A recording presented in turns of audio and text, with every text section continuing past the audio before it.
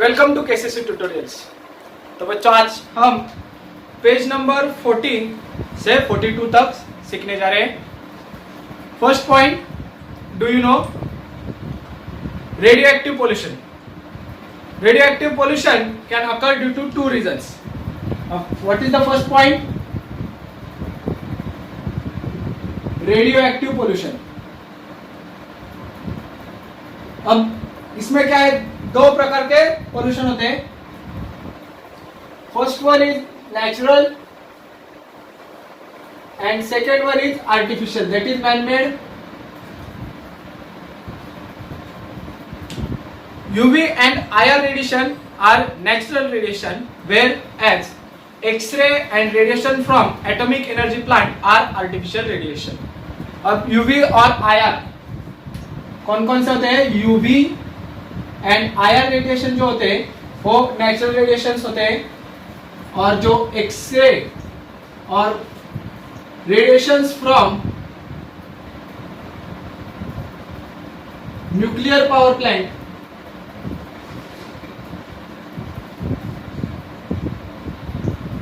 ये होते हैं आर्टिफिशियल रेडिएशंस। अब UV और IR का फुल फॉर्म देखते हैं। UV means ultraviolet and IR means infrared.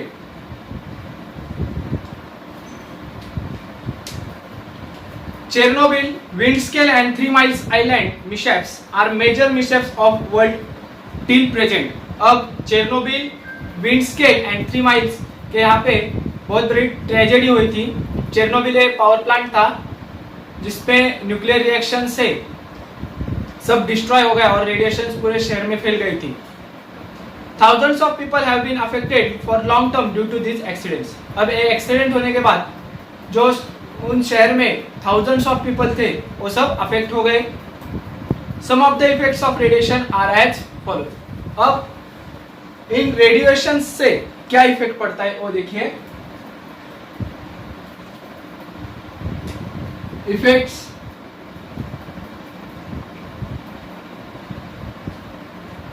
तो first one is cancerous ulceration occurs due to higher radiation of x rays. अब कैंसर होने की संभावना होती है जब एक्सरे हमारे शरीर के अंदर एंटर करते हैं। तो first one is cancerous ulceration.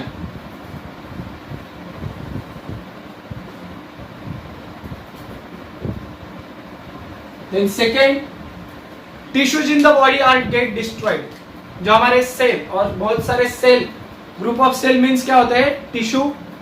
A tissues of in the body are destroyed. तो सेकेंड इफेक्ट क्या है? टिश्यू डिस्ट्रॉयड, ये डिस्ट्रॉय हो जाते हैं। Then genetic changes occur. Genetic मालूम है, जीन्स जिन पर हमारे सब कैरेक्टरिस्टिक्स है वो क्या होते हैं?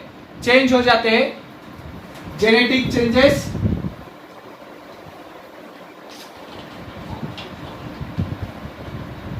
The next one is vision is adversely affected.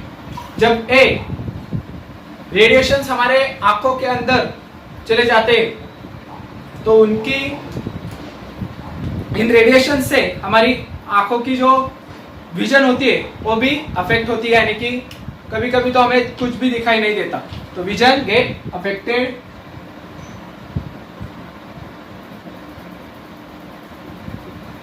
ये थे हमारे सारे इफेक्ट्स।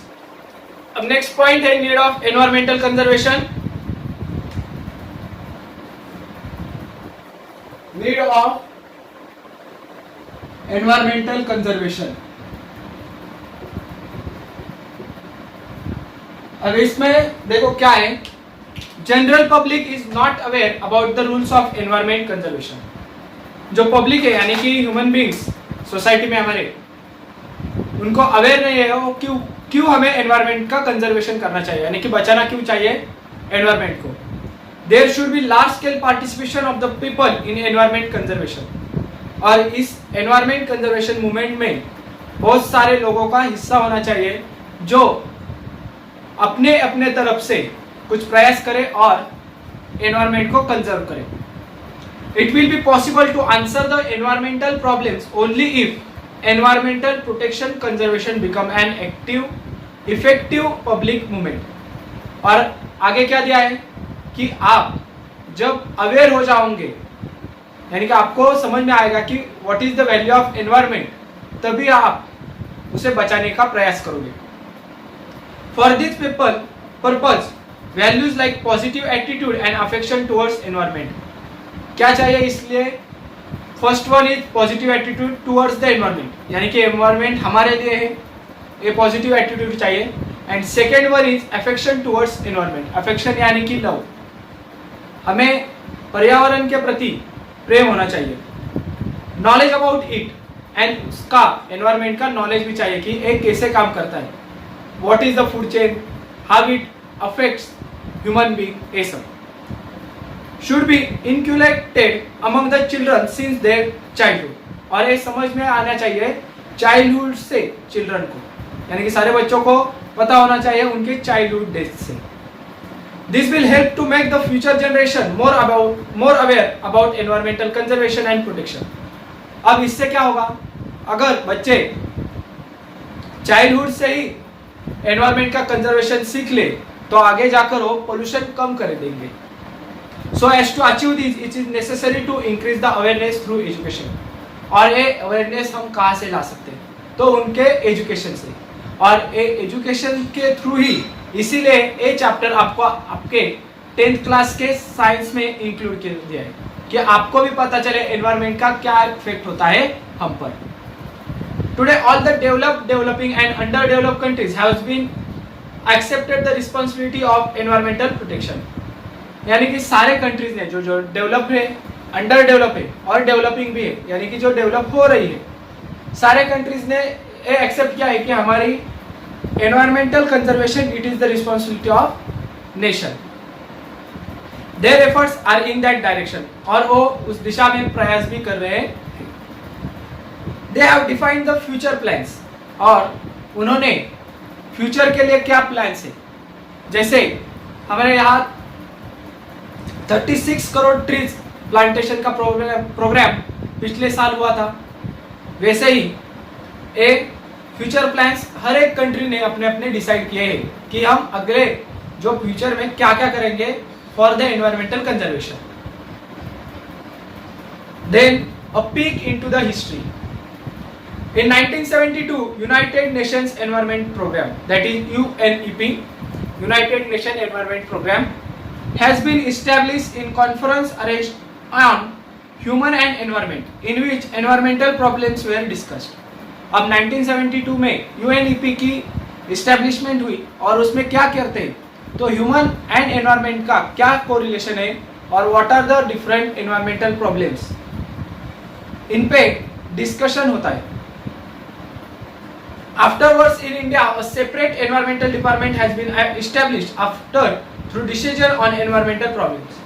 और ये सारे environmental problems सुनने के बाद इंडिया में भी एक ऐसा ही department, that is environmental department, establish किया गया. Ministry of Environment and Forest is involved in planning. अब प्लानिंग कौन करता है इसकी, जो फ्यूचर प्लान है एनवायरमेंट के प्रति, ये प्लान्स कौन करता है, तो ministry of environment and forest.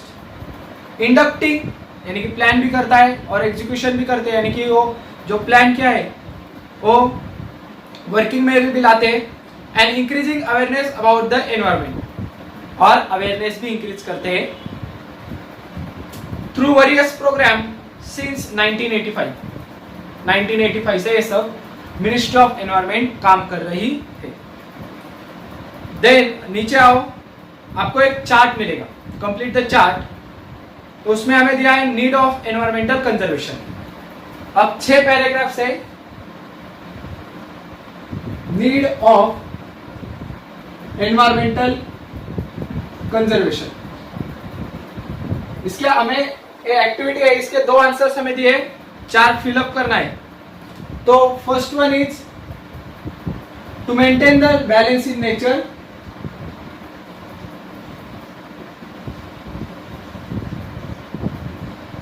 Then second one is to solve the natural and artificial problem. To solve natural and artificial problems. अब हमें 4 जो फिल इन द ब्लैंक्स है वो लिखनी है। तो आप यहाँ पे 4 ही निकालोगे जैसा आपको टेक्स्ट बुक में दिया है। Then third one, to maintain the clean, pollution-free air, water and land. What is the third action? To maintain the clean,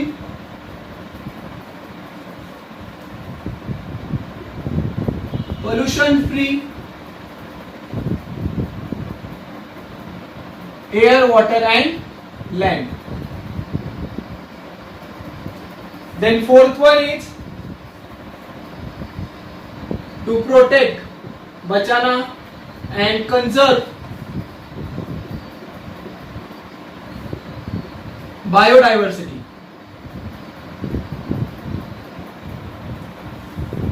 The next one is to conserve the natural resources. क्या करना है हमें? Protect natural resources.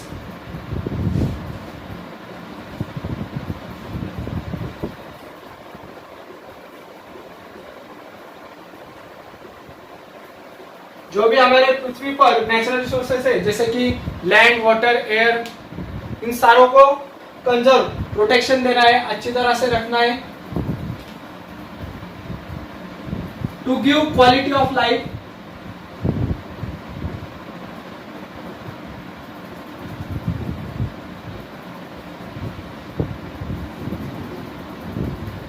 यानी कि हम जो जीवन जी रहे हैं वो क्वालिटी लाइफ होनी चाहिए, यानी कि अच्छी तरह से हमें एनवायरनमेंट में जीना होगा। इसलिए हमें एनवायरनमेंट को बचाना होगा जिसके वजह से हम खुद भी अच्छी तरह से इस एनवायरनमेंट में जी सके। The next point is environmental conservation, our social responsibility. Since existence of human there is inter relationship between human and environment. जब से पृथ्वी पर ह्यूमन का एग्जिस्टेंस हुआ है तब से एनवायरमेंट और ह्यूमन के बीच इंटरेक्शन हुआ है, यानी कि लेन देन। Human stepped on the earth long after formation of earth. अब जब पृथ्वी का निर्माण हुआ उसके लाखों साल बाद human step on the earth, यानी कि ह्यूमन का स्पीशीज चालू हुआ। On the earth human being prove that its superiority as compare to other animals. मगर जैसे टाइम बीतता गया वैसे ह्यूमन कैसे सुपेरियर है उसने दिखाई दिया। With the help of characters, कौन कौन से कैरेक्टर्स की वजह से वो सुपेरियर था बाकी एनिमल्स पे? इंटेलिजेंस यानी कि उसकी बुद्धिमत्ता, मेमोरी, इमेजिनरी एबिलिटी यानी कि कल्पना करने की ताकत। Human establish domination over the nature, और यहाँ से शुरुआत हो गई ह्यूमन की डोमिनेशन, यानी कि डोमिनेंट बन गया वो नेचर की, यानी कि वो अपने हिसाब से नेचर को ट्रीट करने लगा जैसे चाहिए वैसे। Human utilise all the natural resources as much as possible, और जितना उसे नीड थी, जितना पॉसिबल हो सके उतना नेचुरल रिसोर्सेज वो नेचर से लेने लगा। इसका परिणाम स्वरूप क्या हुआ देखो। In an attempt to live a satisfactory life human kept on snatching from nature as much as possible. अब स्नैचिंग यानी कि क्या? तो लूट करना, लालची होना। अब एक क्या हुआ, human attempt to live satisfactory life, अपनी लाइफस्टाइल चेंज करने की वजह से उसने स्नैच किए सारे नेचुरल रिसोर्सेस पृथ्वी से। This lead to increase in problem, यहां से नेचुरल कंजर्वेशन का प्रॉब्लम अराइज हुआ। From the entire scenario we can understand that human has crucial role in maintaining the environmental balance. अब इस सिनेरियो से हमें क्या मालूम होता है कि एनवायरमेंट में जो बैलेंस करना है तो ह्यूमन इंटरफेरेंस, ह्यूमन की हरकतें बहुत क्रूशियल रोल निभाती है। क्रूशियल यानी कि main role. If human has disturb the environmental balance, अगर ह्यूमन ने एनवायरमेंट का बैलेंस बिगाड़ दिया है, खराब कर दिया है, then human itself only can conserve, तो उसे ही वो ठीक तरह से करना आना चाहिए। And improve the quality of nature, और क्वालिटी जो नेचर की है वो बढ़ानी चाहिए। Many times general public is unknown that its activities are harmful to environment. अब क्या होता है, बहुत बार क्या होता है, तो ह्यूमन बीइंग कुछ हरकतें कर जाते हैं मगर उसे मालूम नहीं होता कि इस हरकत का मेरे एनवायरमेंट पे क्या असर होने वाला है। And thereby unknowingly many activities happen, और इसकी वजह से बहुत सारी हरकतें होती हैं, जैसे कि हम प्लास्टिक बैग्स यहाँ कहाँ भी मिलते हैं तो फेंक देते, उससे सॉइल पोल्यूशन होता है, एक्वेटिक लाइफ खराब होती है। अब ये सारी हरकतें हम अननोइंगली करते हैं, तो इसका क्या परिणाम होता है वो हमें अगर मालूम होगा तो हम ऐसी हरकतें नहीं करेंगे। The next one is do you no. अब यहाँ पे सारे लॉज बनाए कि एनवायरमेंट के कंजर्वेशन के लिए लॉज बनाए, अगर ये आप डिसऑबे करोगे तो उसका आपको पनिशमेंट भी मिलता है। तो laws enacted upon environmental laws. First one is forest conservation act 1980। First law कौन सा है 1980 में, forest conservation act.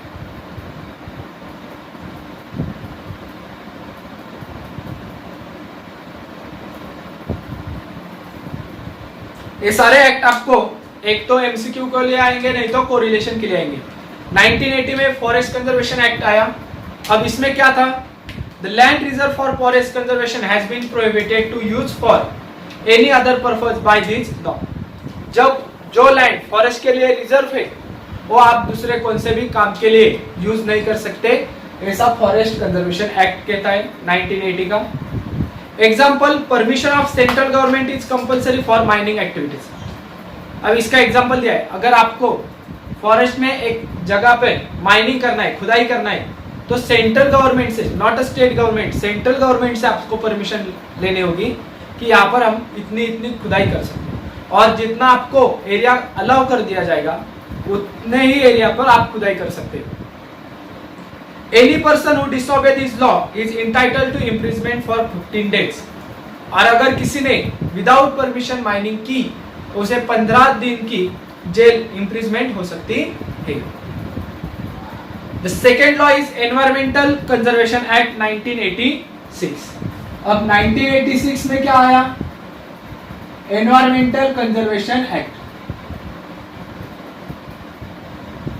Environmental conservation act. अब इसमें क्या था देखो, purpose of this act is to control the pollution and punish the person और institute harming the environment. First purpose था कि कंट्रोल द पोल्यूशन, जितना सारा पोल्यूशन हो रहा है उसे कंट्रोल करो। और दूसरा, अगर कोई कर रहा है यानी कि एनी पर्सन और इंस्टीट्यूट, जैसे कोई इंडस्ट्री होगी, अगर वो पोल्यूशन कर रही है तो उसे पनिश करना। Any person or factory is prohibited by this act releasing the pollutant in atmosphere beyond a permissible limit। अगर किसी पर्सन या फैक्ट्री में उसको जितनी परमिसिबल लिमिट है उससे ज्यादा पोल्यूटेंट्स एनवायरमेंट में छोड़ दिए तो उसे पनिशमेंट मिलता है। The person breaching this law is entitled for either 5 year imprisonment। जो ये लॉ डिसऑबे करेगा उसे 5 साल की जेल हो सकती है, और फाइन अप टू 1 लाख, नहीं तो 1 लाख का जुर्माना भी भुगतना पड़ेगा। National green tribunal has been established in 2010 for effective implementation of environment related laws. अब नेशनल ग्रीन ट्रिब्यूनल ये भी एस्टैब्लिश किया है 2010 में कि ये लॉज कोई ऑबे कर रहा है कि नहीं ये देखने के लिए। अब राइट साइड को देखो, entertainment, internet is my friend, तो 3 लॉज दिए। साउंड पोल्यूशन रूल 2000 में आया। 2000 में कौन सा आया, sound pollution, that is noise pollution.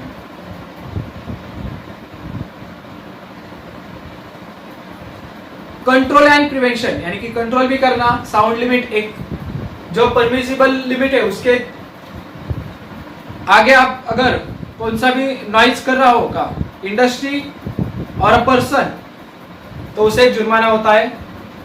Biomedical waste rule 1998 में बायोमेडिकल वेस्ट रूल आया।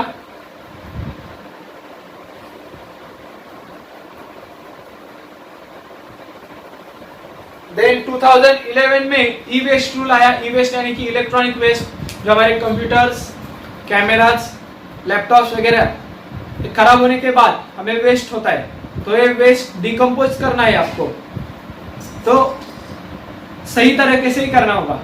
आप इधर उधर कहीं भी एनवायरमेंट में नहीं फेंक सकते। ये लॉ कब आया? 2011 में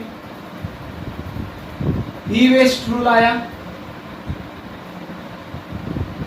इसका मैनेजमेंट सही तरीके से करना होगा और हैंडलिंग भी, क्योंकि बहुत सारे टॉक्सिक सब्सटेंस होते हैं जो कि इलेक्ट्रॉनिक्स अप्लायंसेस में होते हैं। ऑलवेज रिमेंबर में देखो, as per wild life protection act 1972, अब 1972 में किसके लिए? वाइल्ड लाइफ के लिए प्रोटेक्शन आया। वाइल्ड लाइफ मीन्स जो फॉरेस्ट में प्लांट्स और एनिमल्स है उनका प्रोटेक्शन करने के लिए 1972 में एक्ट आया, वाइल्ड लाइफ प्रोटेक्शन एक्ट 1972।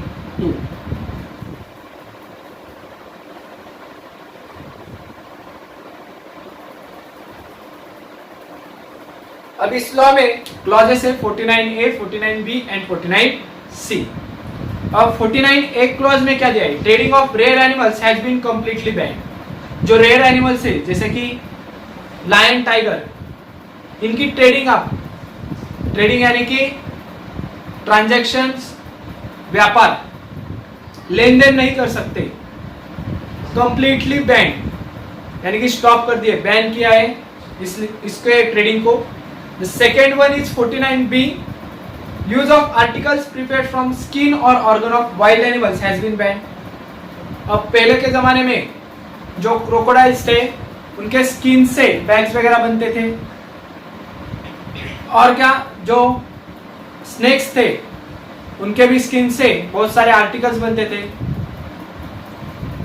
हाथी का जो दांत रहता है उससे ऑर्नामेंट्स बनाते थे।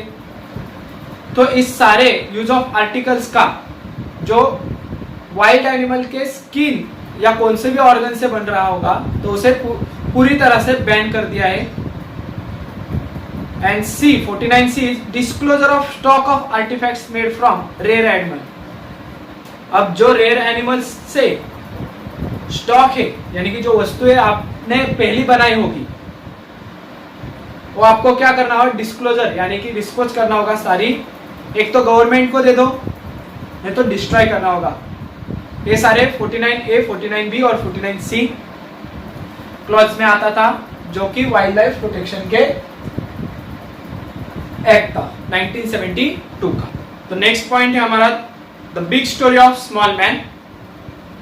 Jadav Molai Payeng is highly capable person born in nomadic tribe of Assam. नाम क्या है इंसान का? तो जादव मोलाई पैंग। ये जो कैपेबल, हाईली कैपेबल मैन था, इनका जन्म नोमैडिक ट्राइब यानी कि जो घूम फिर के अपना गुजरान करता है, ऐसी ट्राइब ऑफ असम, असम के ऐसे ट्राइब में से थे। नोमैडिक यानी कि जो अपने कैटल्स वगैरह गांव घूम के उन कैटल का फीडिंग करते हैं, जिनका कोई फिक्स घर नहीं होता। तो born in 1963, he is working as forest worker since the age of 16 years। और वो 16 साल के जब थे तब से फॉरेस्ट वर्कर का काम करते थे, और उनका जब 1963 में हुआ। Once large number of snakes died in the flood of Brahmaputra river flowing by the village। और उन्होंने क्या देखा? ब्रह्मपुत्र रिवर को हर साल लगभग फ्लड आता है, तो थाउजेंड्स ऑफ स्नेक्स जो मरे थे, यानी कि फ्लड आने से जो बैरन लैंड थी आसपास, वहां पे आके वो पानी की वजह से मर चुके थे सब snakes as a preventive measure. अब क्यों मरे थे? तो सब बैरन लैंड थी और सांपों को इतनी गर्मी की कैपेबल नहीं होते, लोग गर्मी सहन करने की शक्ति नहीं होती। इसकी वजह से बैरन लैंड में वो जब सांप पानी के साथ बहकर आ गए तो सब सांप मर गए, थाउजेंड्स ऑफ स्नेक्स उन्होंने देखे जो मरे हुए थे। एज ए प्रिवेंटिव मेजर, अब इस पे एक प्रिवेंटिव मेजर यानी कि ये कैसे रोक सकता हूं मैं, इसलिए उन्होंने एक काम किया। मोलाई प्लांटेड 20 बाम्बू प्लेट्स, उन्होंने 20 बाम्बू के प्लांट्स लगाए। इन 1979 यानी कि जब वो 16 साल के थे, the local social forest department began a social afforestation project on 200 acres of land. अब जब 16 साल के थे तो सोशल फॉरेस्ट डिपार्टमेंट जो इंडिया का था, उन्होंने 200 हेक्टर्स की जगह थी आसाम में, उधर प्लांटेशन का प्रोग्राम चालू किया। Molai was one of the few forest worker who were looking after that project, और मोलाई उस प्रोजेक्ट में पार्टिसिपेट हो गए थे। फ्यू वर्कर्स थे, बहुत सारे कम थे, उनमें से एक वर्कर था Molai. Molai continue to plant the trees even after completion of the project. मगर ये स्थिति देखकर मोलाई ने क्या सोचा कि अब प्रोजेक्ट तो खत्म हो गया, तब भी मैं एक काम कंटिन्यू आगे ऐसे ही मेरे जिम्मेदारी पर, खुद के जिम्मेदारी पर करता रहूंगा।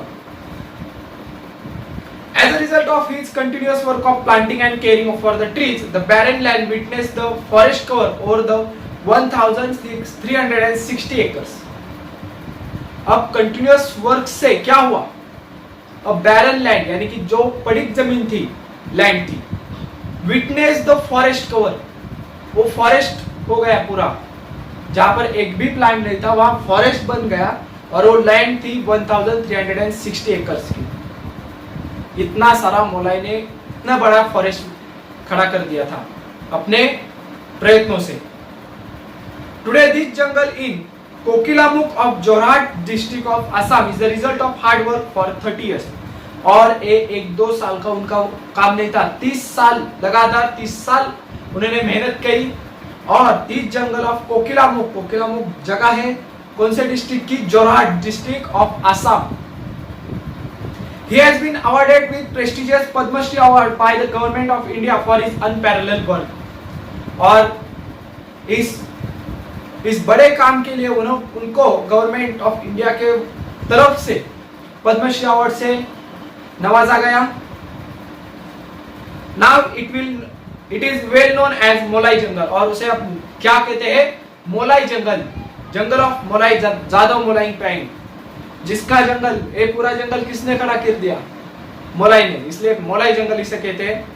Many people came together to destroy the forest, but a single person if determined can establish a new forest. Many peoples, खूब सारे peoples आ गए कि ये प्रॉब्लम से, ये जंगल होने से हाथी आए, हमारे खेत डिस्ट्रॉय कर दिए। तब जो अब इस चैप्टर में नहीं है, मैं एक्स्ट्रा बता रहा हूँ।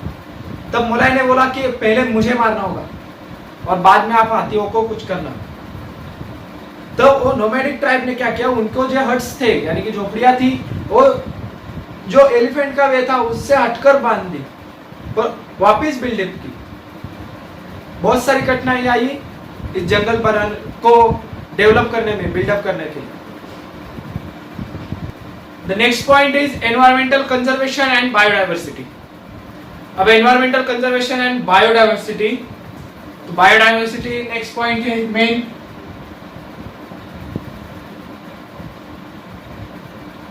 अब what is biodiversity, bio means biological, plants, animal, microbes वगैरह सब, अबायोटिक, बायोटिक फैक्टर्स।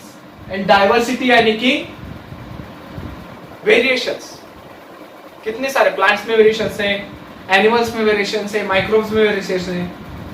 तो most harmful effect of environmental pollution occurs on living organism. अब एनवायरमेंटल पोल्यूशन होगा तो उसका सबसे ज्यादा इफेक्ट लिविंग ऑर्गेनिज्म पे होगा। Have you seen some example of this in your area. अब आपके एरिया में आपने कुछ एग्जांपल्स देखे क्या? अगर आप रोड साइड के घर देखोगे तो वहां के जो रेसिडेंट्स होते हैं यानी कि जो घर में रहते हैं, उन्हें नॉइज पोल्यूशन का ज्यादा इफेक्ट होता है। देन अस्थमा वगैरह due to the pollution from vehicles.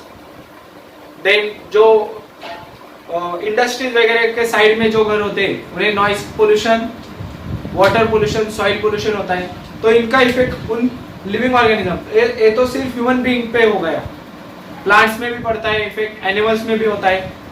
Industry है नॉइज करने वाली, तो उसके आसपास कोई भी वाइल्ड लाइफ यानी कि जो वाइल्ड लाइफ एनिमल्स रहेंगे वो नहीं आएंगे, क्योंकि शोर तो उन्हें चलता नहीं, ऐसा होता है।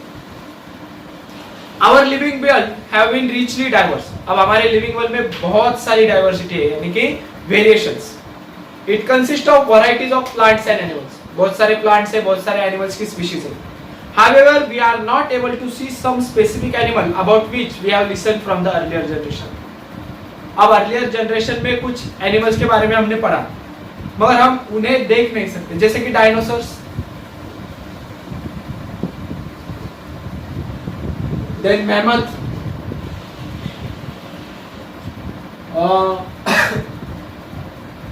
these are some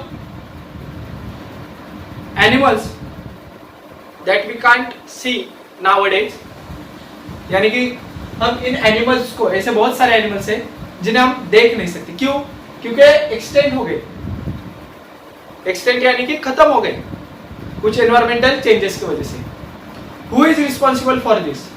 अब इसके लिए कौन कौन जिम्मेदार है? तो human being and human activities और सम नेचुरल कैलेमिटीज। तो आप हमें लिस्ट बना के भेज दो कि कौन कौन से एनिमल्स ऐसे डिस्टिंक्ट हो गए, खत्म हो गए। बहुत सारे मिलेंगे आपको नेट पे, सर्च करके मुझे कम से कम 10 नाम दे दो जो अब तक पहले के जनरेशन में थे और अब हमें नहीं दिखते।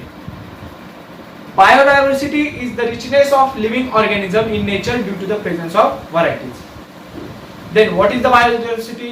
तो biodiversity is richness of living organism, यानी कि बहुत सारे लिविंग ऑर्गेनिज्म है, उनके स्पीशीज है।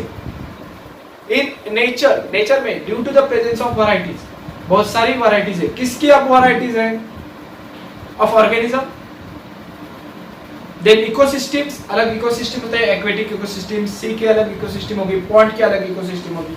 यानी कि पॉन्ड इकोसिस्टम ली तो उसमें रहने वाले प्लांट्स, एनिमल्स, वाटर, ये सब। And genetic variation with in the species. अब एक ही स्पीशीज में अनेक अलग अलग जेनेटिक वेरिएशंस होते हैं। एग्जाम्पल के तौर पे हम ह्यूमन बीइंग लेते हैं, हर एक के जीन सेम है क्या? हाँ, हर एक ह्यूमन बीइंग को, आदमी को 2 हाथ 2 पैर, मॉर्फोलॉजिकल एविडेंस जैसे कि eyes, position of eyes, year, nostril, ये तो सेम है, मगर उनका कलर, हाइट, ये तो अलग अलग है। Then hairstyle, that is some hairs are curly, some straights, okay? बहुत सारे जेनेटिक वेरिएशंस है। तो इस तौर पे biodiversity occurs at 3 different level। Biodiversity के 3 डिफरेंट लेवल है, तो देख लो। अब सबसे ऊपर है बायोडाइवर्सिटी, इसकी कितनी सारी लेवल्स है? 3 डिफरेंट लेवल्स। तो first different level is genetic diversity, second one is species diversity, and third one is ecosystem diversity। genetic, species and ecosystem diversity। अब ये 3 क्या है? Genetic diversity. What is genetic diversity? ये अब देखते हैं। occurrence of diversity among the organism of same species। Same species है, यानी कि species human being is one species, dogs is other species, elephants is other species. तो plants की भी बहुत सारी स्पीशीज होती है, एनिमल्स की भी बहुत सारी स्पीशीज होती है। Is a genetic diversity. तो diversity among organism of same species is genetic diversity. तो ये हो गई definition.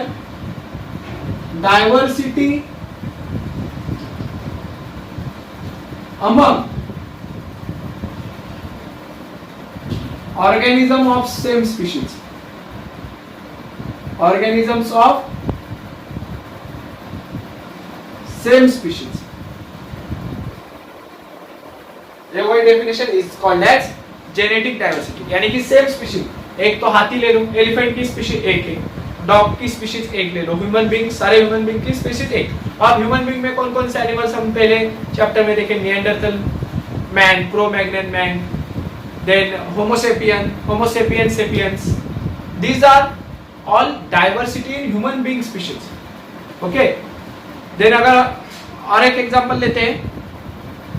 Example, each human being is different from other. हर एक आदमी डिफरेंट है उसके. अगर एग्जांपल के तौर पे देखो, फिंगरप्रिंट्स हर एक आदमी का अलग है. रेटिना, रेटिना यानी कि जो ब्लैक पार्ट है हमारे आई का, मिडल ऑफ द आई, उसे रेटिना कहते हैं. तो हर एक आदमी का रेटिना अलग है. Possibility of wiping out species arise if there is decrease in the diversity. Wiping out means खत्म होना. Possibility हो सकती है कि वो species खत्म हो जाए. If कब there is a decrease in diversity, अगर इस species की same species की diversity में decrease हो गया, diversity यानी कि variation में change कम हो गया, तो क्या होगा? Within the species whose members involve in sexual reproduction. अब सेक्सुअल रिप्रोडक्शन के दौरान उनमें चेंजेस आ गए और वो डाइवर्सिटी वेरिएशन कम हो गई, तो वो स्पीशीज एक्सटिंक्ट हो जाएगी, खत्म हो जाएगी. अब एग्जांपल लेता हूं, जैसे कि एलिफेंट्स होते हैं. Elephant is a one species but it has two variation, genetic variation, that is African elephants and Asian, that is Indian elephants. अगर दूसरी स्पीशीज ली हमने डॉग्स की, तो बहुत सारे डॉग्स आपको मालूम रहेंगे, जैसे कि बुलडॉग रहता है, एक हो गई स्पीशीज. जर्मन शेफर्ड,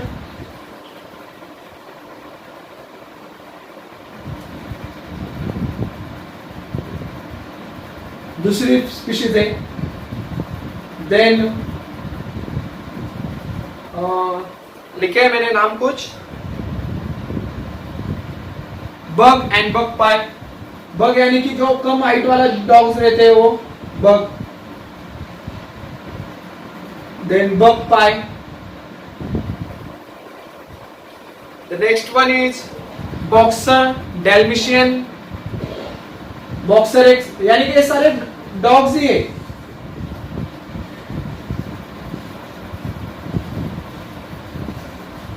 रॉटविलर ले लो, ये सारे डॉग यानी कि स्पीशीज कौन सी आएगी? डॉग्स.